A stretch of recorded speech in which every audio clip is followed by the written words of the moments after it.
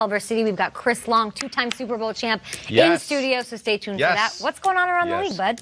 Can't wait. All right, thank you, Kay. Well, as we all know, this week's preseason games, known as the dress rehearsal for the regular season, as the starters get stretched out a little longer, it'll be our first look at Cam Newton when Carolina takes on New England. Head coach Ron Rivera saying Newton will start, but didn't reveal how much he'll play.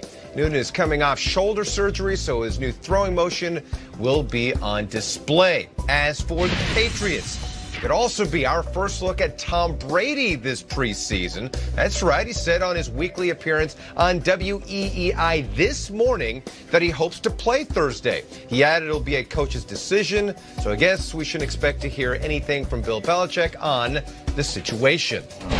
As for Josh Gordon, he returned to practice on Monday after being reinstated on a conditional basis. Gordon will not be able to participate in the Patriots' Thursday night preseason game against the Panthers. Head coach Bill Belichick explaining what it's like to have Gordon back on the field, well, as only he can. Yeah, I mean, I'll release a statement on that. I have nothing to add to it. That's where we're at. Did he come in and, or how would you describe it? Did he come in good shape, or were you pleased with how he maintains it? Yeah, I think I've already covered all of it. Bill, did you get a copy of the statement? I saw it on Twitter, but it's been a couple months. Yeah, sorry. I mean, I don't do my face, but I mean, we're happy to give you a copy of it. It's really, that's where I'm at. It's another line of questioning, or are we going to... Or can the witness step down now? Can the witness step down now? Coach Belichick, don't you ever change in mid-season form, Kyle, and we are all about it. We need to hang a banner for every time he does the My Face joke. It's great. But we have a guy who used to play for him, Will. This is really special. He's a two-time Super Bowl champion, 2018 Walter Payton Man of the Year. He also has strong takes on sushi and airports, and he is the heir to the great Firestorm DVD fortune. He announced his retirement with a hell of a post on social media, raising a cup. That was his walk-off, so we will all do the same to our guest. Welcome to the breakfast table, Chris Long. Cheers to you. Hey. Yeah. What is up, man? That was beer. Yes, we love it here. Chris, hold on. You announced your retirement in May after 11 prolific seasons. However, through the offseason, you get everybody saying, hey, you're going to come back, and you come back. You were even asked if the Eagles have a bunch of injuries on the D-line, would you return? Would you end your retirement? This was your response. I believe you went on Twitter.com and said, I mean, maybe, but that's like asking your ex to be on call if your wife kicks the bucket. Exes move on, player. It's an amazing tweet. You're the best. How are you feeling right now with retirement, with football, with everything? I love being retired. I do. I've been looking forward to this for a while. I absolutely love football. I love Sundays, but I got to a point where I wasn't enjoying Monday through Saturday at all. And the situation wasn't perfect for me at 34 in Philly. I've had a lot of good years, and I said I always wanted to walk away from the game, not have the game walk away from me. So I feel good about that. Certainly I miss it sometimes. I miss my teammates, but I get my fix. I call them, and I hear them complaining about camp and joint practices, and I feel just fine. I'm at Red Rocks watching concerts. I'm in Montana on the dock in Flathead Lake. And I'm hanging out with you guys. That's great. Good life. And one of the cool deals you did is this past month you were taking over Jimmy Traina's column at Sports Illustrated. And you wrote a column that made some waves in the NFL world because it was a theory. It was a far-reaching theory, but having real relationships with these guys, I wanted to hear it. Yeah. You proposed a scenario in which Tom Brady is playing elsewhere next season. Maybe it's a conspiracy theory, maybe it's a hypothetical. Take us through this scenario where you could see playing out. Well, I went a little True Detective. I went a little West Coast. It's a flat circle. With the beer cans.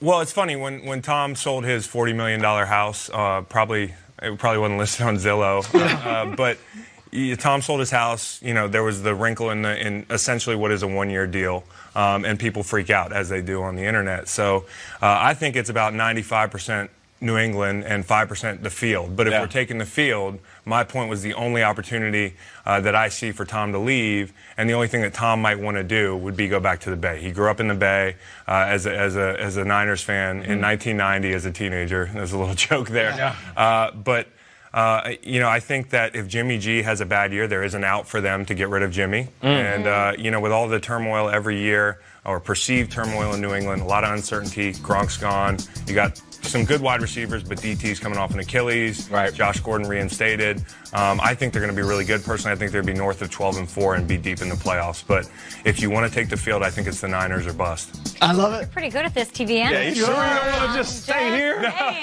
Wow. We're going to put you to another test here. Antonio Brown, we've been talking about this all day. It's dragging out. It's drama. What's your take?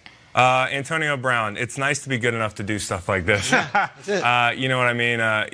I was never a player that could pull something like that off, but we all know different players have different rules that you tolerate. Yeah. If it was anybody else in that building, they're probably moving on. But they're on the hook, and they need him to perform for them to be successful this season. So I think as a teammate, listen, in an underrated twist, it kind of gives you a little cover. You know, if something's going on with you, they're not going to be paying attention. If you have a bad practice, they're not going to pay attention. Listen, if he shows up week 1 and he's great, nobody's going to remember this. It just puts even more onus on him to be great week 1. What if you're in that locker room, though? I mean, are you like, we're busting our butts out here, man. We're trying to start a new season. We got this coach that's trying to change the whole philosophy. We need you in here, dude. Yeah. Would you say something? Would you tweet something? How would you handle it? I would handle it. You know, first I would get to know my teammate because it's really important to build those relationships. So the first conversation I'm going to have with AB isn't going to be, you know, hey, man, what's up with the helmet? Hopefully by now I know him, and I might know really why he's doing this. Because it could be the helmet, it could be a host of other things. So I think getting to know your teammates, and again, people in that locker room probably know more about this issue than we do, and anybody in the media. So I think understanding, empathy, but then, hey man, we really need you to perform. And also take it with a grain of salt, because I'm not you. You're a Hall of Famer. Yep. You know, last 7-8 years of his career, he's been astronomically great. So as long as you show up and play week 1 and we get this handled, great. But it's his safety, you know, so you would think the you know, the motivation will be there. Now, one of our more frequent guests is Chase Winovich. And he's been having one hell of a preseason. He's racked up 2.5 sacks. He's been balling out. And you took notice to it. Yeah, he's worked hard for those sacks. Yeah, definitely. Let's get into it. Now, let's talk about this, though, because go to the tweet. Let's bring up the tweet here. Hard worker, and this is what you said. We love deceptively fast gym rats with high motors. All right, so look at the tweet. I know it's the whistle. And are real students of the game.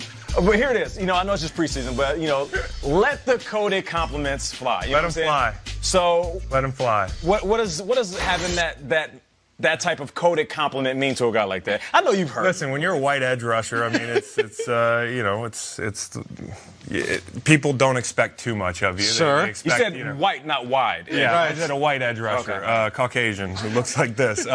You know, I've heard them all. Yeah, it's a tattoo to cover that up. So, yeah, I mean, you get the codes all the time. I think, you know, what's funny for me is when I was young in my career and coming in, it was Aaron Campman, Patrick Kearney, and I was compared to those guys, and nobody else.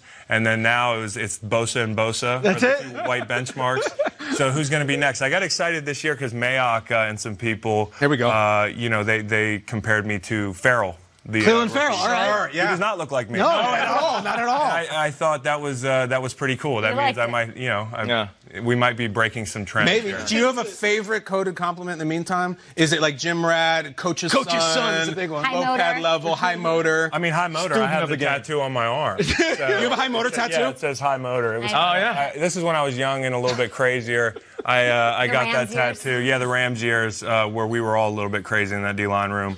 Shout out to William Hayes, Robert. Sure, man. For Eugene Sims. But, you know, I got the tattoo to kind of poke fun at it, and then it kind of became a tag. Yeah. So I've kind of embraced it. People are going to think what they think, and, you know, as long as we're mixing up the comparisons, I think we're good. Sure. We're almost out of time. This segment's going deceptively fast. Yeah. Sneaky fast segment, right? You're right about that. Andrew Luck, you didn't realize this. He's actually a good athlete. Yeah. Oh, wow. Look at that.